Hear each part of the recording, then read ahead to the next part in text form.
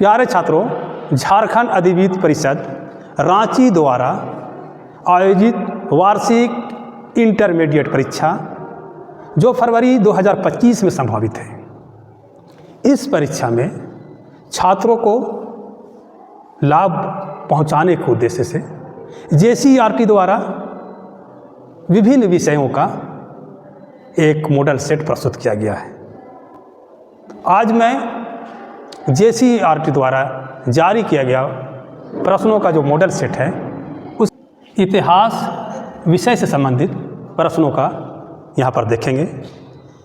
इतिहास विषय में जो प्रश्नों की कुल संख्या होगी वो 52 होगी।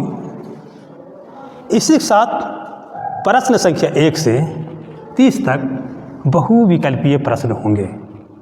ये बहुविकल्पीय जो प्रश्न होंगे उनके लिए जो अंक निर्धारित किए गए हैं वो 1 अंक का होगा। अब हम लोग यहाँ से प्रश्न की ओर चलेंगे। अब हम लोग प्रश्न संख्या 1 की ओर देखते हैं। भारतीय पुरातत्व का पिता किसे कहा जाता है? Option A Alexander Cunningham, B Dayaram Sahni, C Rakhal Das Banerji, D SR Rao. तो इसका जो सही उत्तर होगा ऑप्शन ए होगा अलेक्जेंडर कनिंघम। प्रिय छात्रों, अलेक्जेंडर कनिंघम भारतीय पुरातत्व सर्वेक्षण विभाग के प्रथम महानिदेशक भी थे। हम प्रश्न संख्या 2 की ओर चलते हैं। बौद्ध और जैन ग्रंथ में कितने महाजनपदों का उल्लेख किया गया है? ऑप्शन ए 10, बी 12, सी 14 और डी 16। तो इसका जो सही उत्तर होगा ऑप्शन डी होगा। प्यारे छात्रों, बौद्ध ग्रंथ और जैन ग्रंथों में जो 16 महाजनपदों का उल्लेख किया गया है, इसका जो साक्ष्य मिलता है जो बौद्ध ग्रंथ के अंगुत्तर निकाय तथा जैन ग्रंथ के भगवती सूत्र से इसका उल्लेख मिलता है। हम लोग प्रश्न संख्या 3 की ओर चलते हैं। प्रश्न संख्या 3 की ओर हम लोग चलते हैं। अपने स्वयं के खर्च से सुदर्शन झील की मरम्मत किसने कराई? Option A Ashoka, B Rudradaman, C Kanishka, D Skandagupta. तो इसका जो सही उत्तर होगा ऑप्शन बी होगा रुद्रदामन।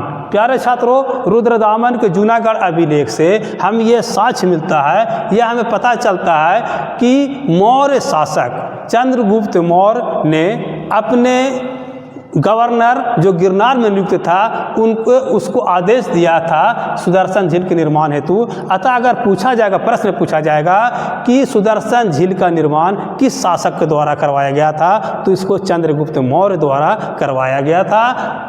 और अगर सुदर्शन झील की मरम्मत की बात आएगी तो वहाँ पर रुद्रदामन का नाम आएगा। हम लोग प्रश्न संख्या 4 की ओर चलते हैं। मानव के संपूर्ण जीवन को कितने भागों में बांटा गया है? ऑप्शन ए 5, बी में 4, सी में 3, डी में 9। तो इसका जो सही उत्तर होगा ऑप्शन बी होगा 4। संपूर्ण मानव जीवन को जो 4 भागों में बांटा गया है, उन 4 भागों को यहाँ हम समझ लेते हैं कि जो 4 आश्रम है, ब्रह्मचार्य, गृहस्थ, वानप्रस्थ एवं संन्यास।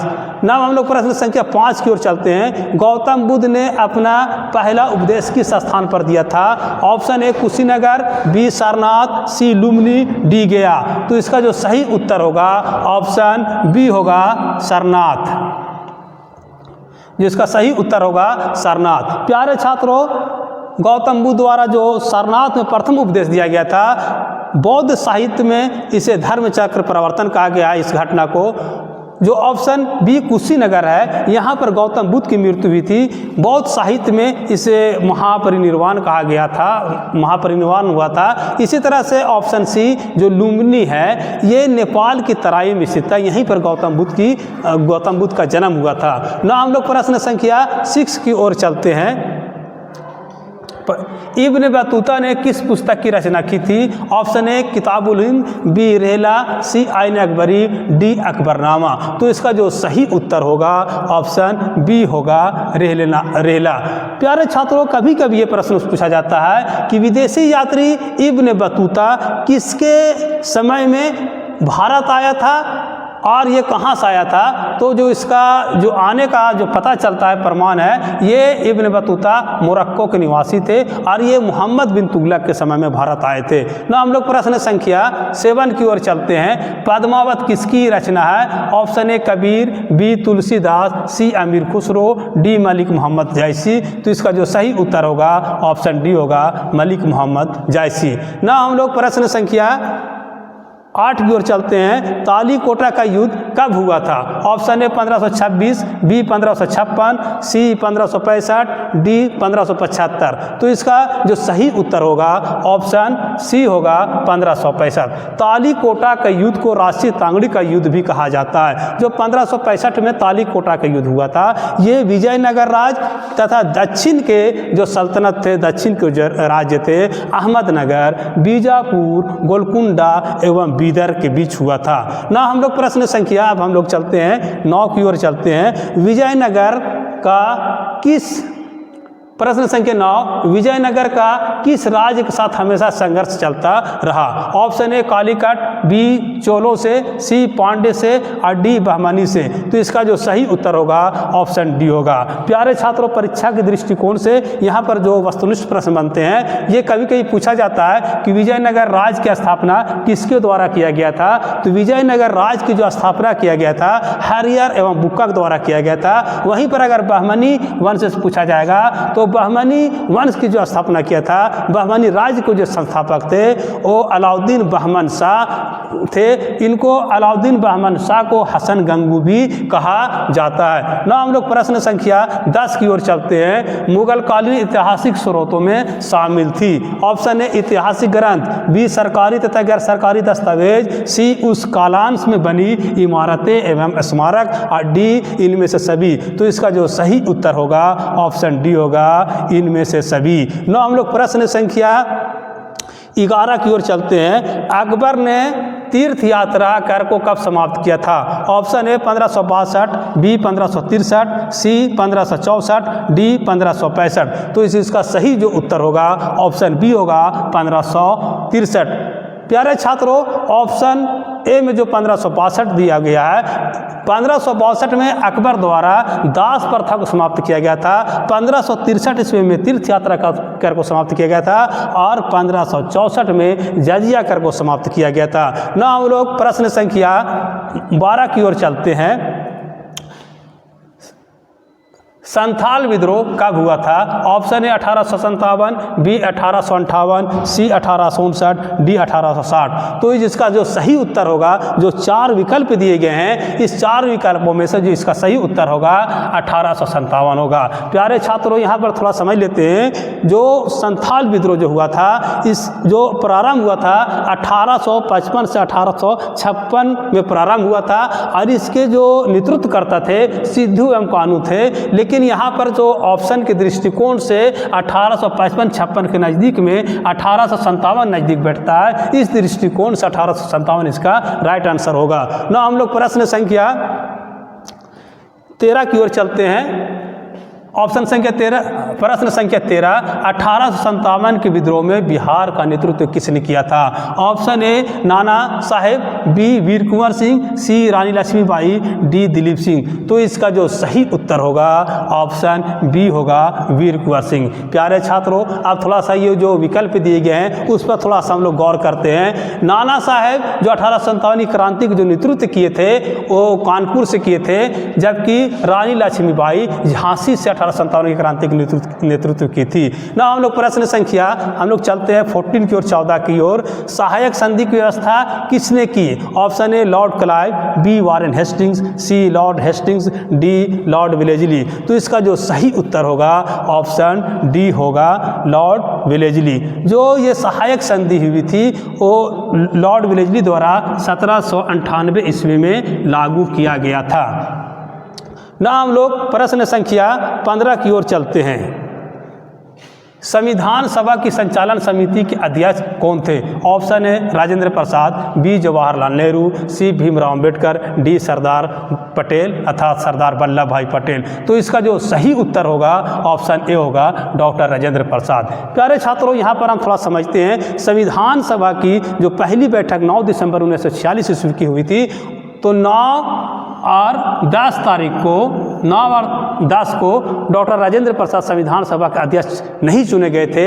अस्थायी रूप से डॉक्टर सच्चिदानंद सिन्हा को वहाँ पर बनाया गया था, लेकिन 11 दिसंबर 1946 को डॉक्टर राजेंद्र प्रसाद संविधान सभा की संचालन समिति के अध्यक्ष चुने गए थे। ना हम लोग प्रश्न संख्या यहाँ से 16 की ओर चलते हैं। कलकत्ता में सर्वोच्च न्यायालय की स्थापना कब की गई थी? ऑप्शन ए 1771, बी 1772, सी 1773 और डी 1770। तो इसका जो सही उत्तर होगा, यहाँ पर जो विकल्प दिए गए हैं उस दृष्टिकोण से 1773 सही होगा। प्यारे छात्रों, यहाँ पर समझने का हम लोग थोड़ा प्रयास करेंगे। 1773 ईस्वी में रेगुलेटिंग एक्ट की स्थापना हुई थी। रेगुलेटिंग एक्ट का गठन किया था। इसी रेगुलेटिंग एक्ट के आधार पर, इसके सिफारिश पर सर्वोच्च न्यायालय की स्थापना कलकत्ता में किया गया था। इसका जो सही उत्तर आएगा 1774, लेकिन चूंकि यहाँ पर विकल्प 1773 दिया हुआ है, इसलिए ऑप्शन सी 1773 सही होगा। ना हम लोग प्रश्न संख्या 17 की ओर चलते हैं। सविनय अवज्ञा आंदोलन का प्रारंभ किसने किया था? Option A Gandhi ji, B Jawaharlal Nehru, C Abul Kalam Azad, D Subhash Chandra Bose. तो इसका जो सही उत्तर होगा ऑप्शन ए होगा, गांधी जी। प्यारे छात्रों, सविनय अवज्ञा आंदोलन का जो शुरुआत किया गया था डांडी यात्रा से, डांडी मार्च से किया गया था। वो हुआ था 12 मार्च से प्रारंभ किया गया था।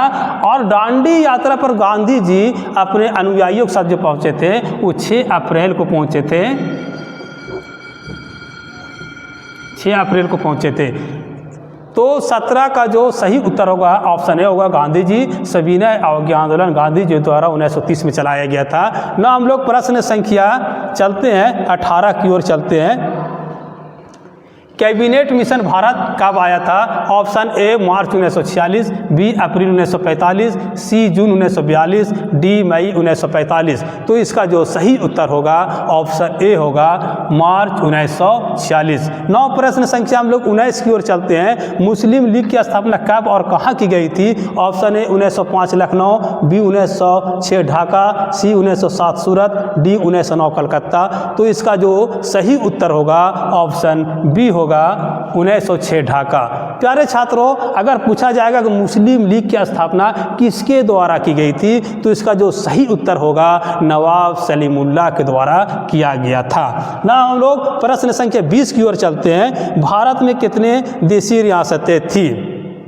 Option A 562, B 563, C 564, D 654। तो इसका जो सही उत्तर यहाँ दिया गया है, JCRT द्वारा जो जारी किया गया है, उस दृष्टिकोण से 562 इसका सही उत्तर होगा, ऑप्शन ए होगा। ना हम लोग प्रश्न संख्या चलते हैं 21 की ओर। गुरु नानक का जन्म कब हुआ था? ऑप्शन ए 1469, बी 1478, सी 1479 और डी 1468। तो इसका जो सही उत्तर होगा 1469। गुरु नानक का जो जन्म हुआ था ये ननकाना में हुआ था। यह अभी पाकिस्तान में वो जगह स्थित है। ना हम लोग प्रश्न संख्या 22 की ओर चलते हैं।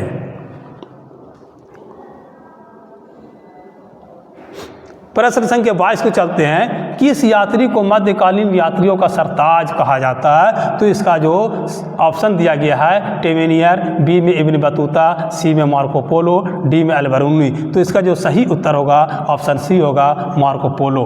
नौ प्रश्न संख्या हम लोग 23 की ओर चलते हैं।